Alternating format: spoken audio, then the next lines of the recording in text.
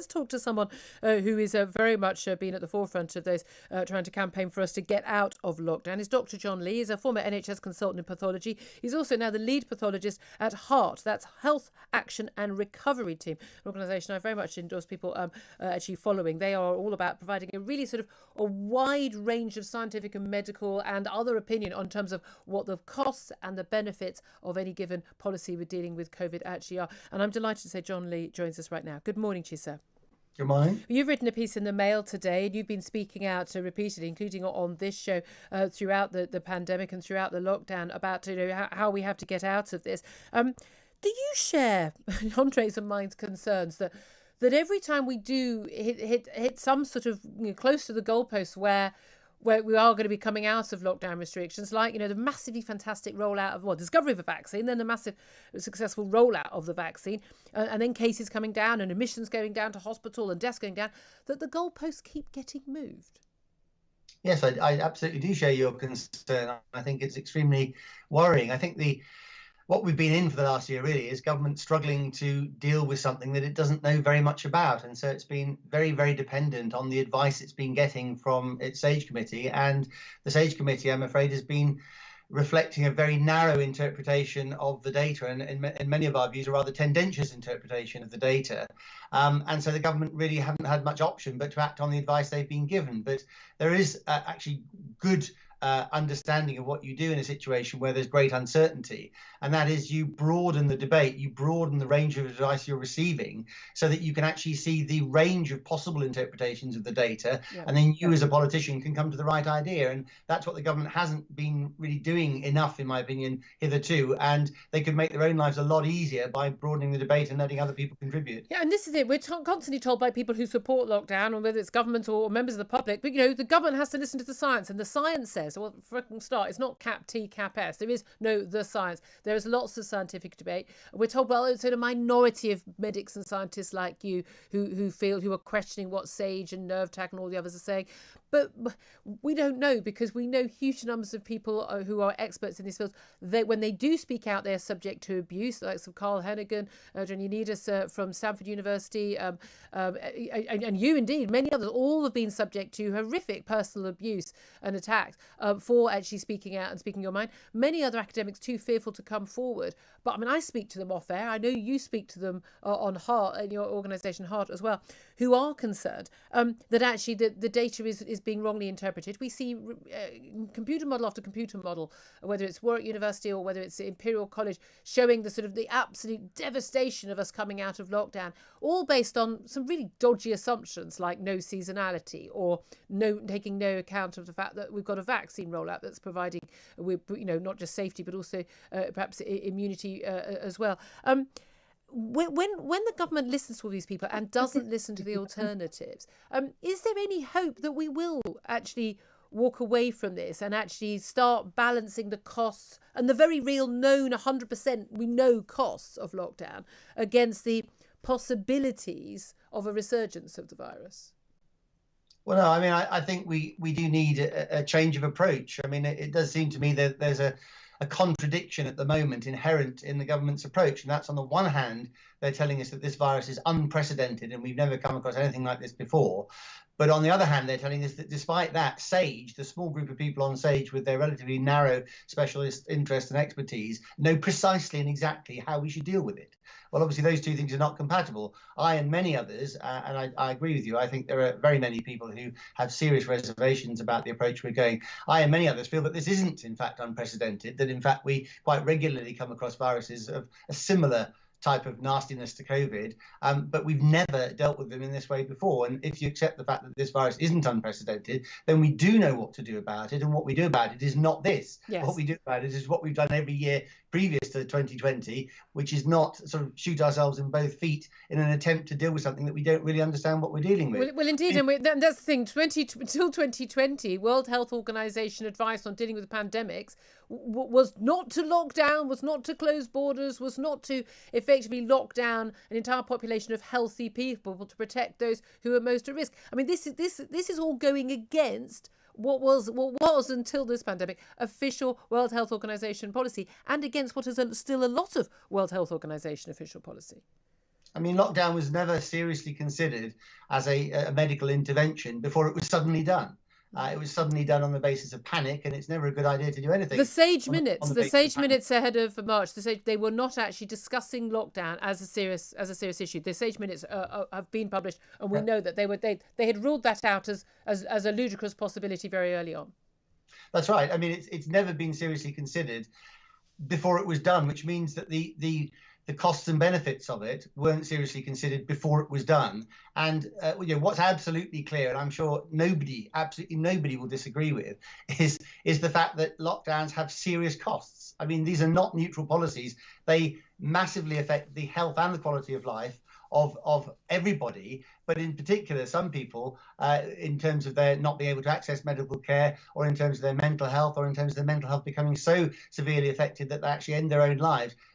Lockdown causes deaths. I mean, there's no two ways about it. If you isolate old people, if you admit them to hospital and refuse to let their relatives, for example, come anywhere near them so that they can't have an advocate for it, they will not get the treatment that they would otherwise get. You can't treat people in isolation. And so actually lockdowns not only are massively affecting quality of life, which is an important part of any medical decision, but it's actually killing people. And when the dust settles all this, we look at the numbers, it's going to have had a massive effect on a lot of people. So we shouldn't be doing this lightly, and we shouldn't be prolonging it unless there's good reason to prolong it. And it seems to me incomprehensible that, having had a very successful vaccine program, I mean, this country has shown positively what it can do on two situations, it seems to me. The Nightingale hospitals, which we built, but then unfortunately didn't follow through on, and the vaccine, which we've introduced extremely well, but looks like we might be in danger of not following through on. And I think there's a pattern there, and we need to seriously examine it. Well, indeed. And this is the issue where we're told, well, mass rapid testing is the route out. We'll get down, according to the Telegraph, their briefings, they've been told that the government wants to get down to, we've got currently 10,000 cases a day. And we're seeing cases absolutely plummeting from the peak in January. Hospital admissions, people on mechanical ventilators and ICU, and deaths plummeting. Still too high, completely acceptable. No one wants anyone to die of anything. But, you're a pathologist. People die of something, and very sadly, an awful lot of the people who are dying of COVID are people, average age is 82. The younger people who are dying, the vast majority of those have serious, and not just they once had asthma, they have serious underlying health conditions. 48% of those in ICU who are under 70 have a BMI over 30, 11% of over 40. I mean, there are lots of other things why these people are dying very, very tragically. But this policy of lockdown continuing until we're under 1,000 cases a day. But we're going to get out of it with rapid flow testing. Now, there have been issues with the PCR test, which is the test which it does have it doesn't have a high false positive rate. It has a very normal false positive rate when you use it on hundreds and hundreds of thousands of perfectly healthy people without symptoms. That's when you start having your false positive. The lateral flow test has a bigger issue with false negatives, doesn't it? Which is doesn't actually catch everybody who may well have the virus unless they've got symptoms. But if we carry on testing on a mass scale, as the government is looking at, perhaps even millions of tests every day, the lowest false positive rate in the world would still, even if we had no COVID at all, mean that we had 4,000 or 5,000 cases every single day, no matter what. Even if there was no COVID left at all, in which case we're never coming out of this. Yeah, well, I mean, I think the trouble with one of the troubles with COVID is that it's a disease that's not clinically diagnosable. So you can't go onto a ward and examine a patient and say you've got COVID and you haven't got COVID, because the symptoms overlap with other respiratory infections, and in fact the symptoms may even be absent. So you can't diagnose COVID clinically, and there are two things that have been confused during this epidemic. One is that a positive test equals a COVID case, which is simply not true. That's never been a way that we've diagnosed any disease previously. And the second thing is that dying with COVID equals dying because of COVID. The government itself admitted back last May that those weren't the same thing. But of course, in the 100,000 figure that's now been bandied around as given fact, they've elided those two things and they've equated them. So both of those things are incorrect, and they give an exaggerated view of how serious and but the ONS, the Austin National Statistics, says that I think certainly more than 90% of those who have died after a positive test for COVID did die with COVID on their death certificate as an underlying cause at the very least, or one of the main reasons they died. Yeah, but the problem with that is, of course, that back last February, COVID was made a notifiable disease. So obviously people always record COVID because you have to. The thing is, you don't have to record it on the death certificate, as a matter of fact. You have to notify it to the relevant government department. But the thing is, when a disease is notifiable, there's obviously a strong subliminal pressure on doctors to put it down anyway, just in case, so that nobody can accuse you of not. So it seems to me highly likely that the emphasis on this has made COVID, has been recorded as a cause of death more than it would be. With the testing, the fact that you can't diagnose it clinically means we're totally reliant on tests of various kinds to diagnose the disease, and that means we have to know that the tests are measuring what we think they're measuring. And well, as you say, I mean, if you do 1 million tests a day and you had a false positive rate of 1%, which is actually quite a low false positive rate for any test, you would have 10,000 cases a day. It seems to me that setting a number like 1,000 positive tests a day as the level at which we're allowed to come out of lockdown is a bit like people who do dieting and set themselves the ideal weight they want to be. If their ideal weight that they've arbitrarily set themselves isn't the weight that they can do, they won't get there, which is why so many diets fail. It's the same with this. You can't just pick a number out of the air. COVID is endemic in the population now, and the number of true cases of COVID will be a balance between the population immunity to COVID in all its variants and the ability of the virus to get around that immunity and to infect new people.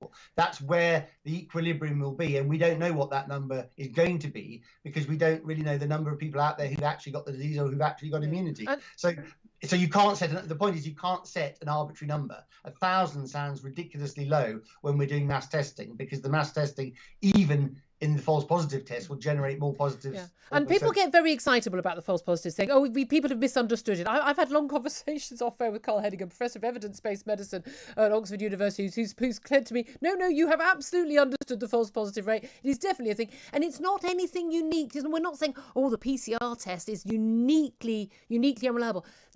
All tests for everything will have some false positives or some false negatives, and the whole point is about the different way that tests work and what you're using them for. But the key thing is mass testing a healthy population will not result in us coming out of lockdown if we've got arbitrary targets like that. Well, I completely agree. I think the thing that people don't understand about these biological tests is it's not the same as, for example, the speedometer in your car testing how fast it's going, and you sort of press a button and the number comes out. These are biological tests, and they're quite fussy and finicky, and they depend on very accurate reagents, and they depend on very accurate use of those reagents by the operator.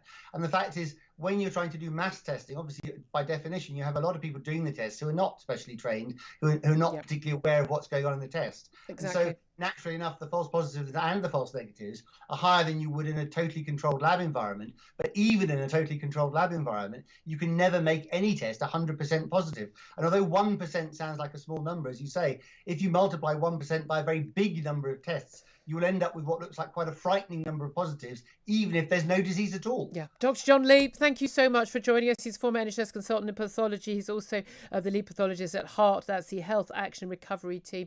Really appreciate you joining us. 8:23 is the time. This is Talk Radio. Online, on DAB+, and on the Talk Radio app. This is about supporting them to get through this